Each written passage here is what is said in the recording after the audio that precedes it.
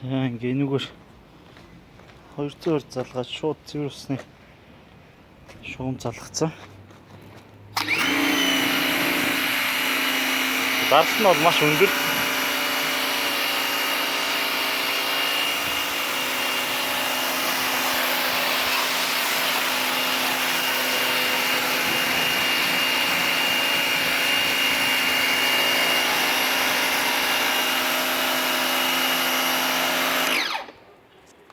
За тэгээд энэ хөшөө уртлын хошуунуудаар эргүүлээд гаралтыг нь харуулж болно.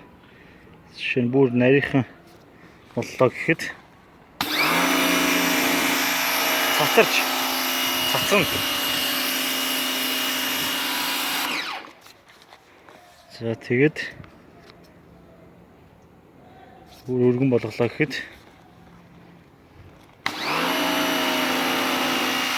одоо нэг 6 м зайд бол хөнгөө даралт маш өндөртөөгөө угааж байна. За тэгээ одоо савнгийнхаа хайрцаг нь үзье.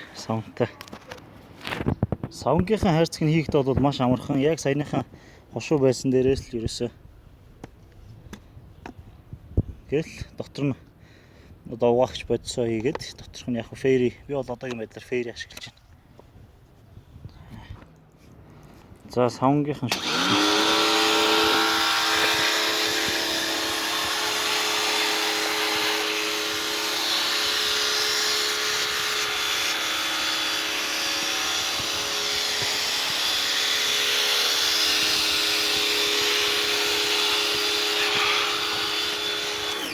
энэ шаланк нь өөр дээрээс бас 6 м-ийн урттай. Тэгээ цахилгааных нь утас нь нэг ойролцоогоор 10 м зайтай байгаа. За тэгээ савнгаа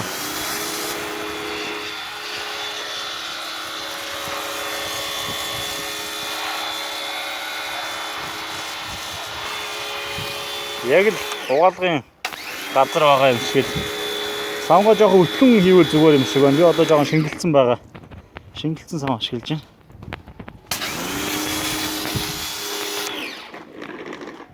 Өөрөө дугуйтаа болохоос нааш цаашаа татхад амар байна.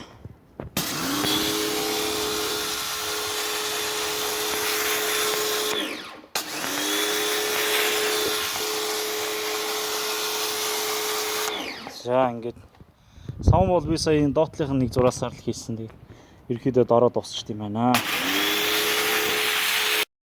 За одоо савнгаа альчуураараа угаачлаа.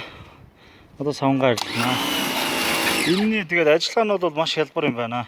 Цаанаас шугамтайгаа холбогдсон байхад бол ерөөсөө энэ ч нахиж асааж унтрах гэсэн юм байхгүй. Бууныхын гохыг дарахад л ажиллаж эхэлнэ гэсэн үг. Одоогийн байдлаар юу ч сонсохгүй байжгаад. За ингэж. Тэгээ савн төрхөд өгөхөөр илүү одоо хэрн маш хурдан арилж гин.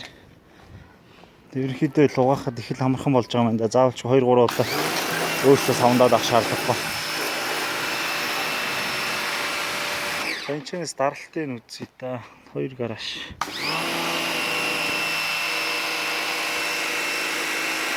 За энэ санда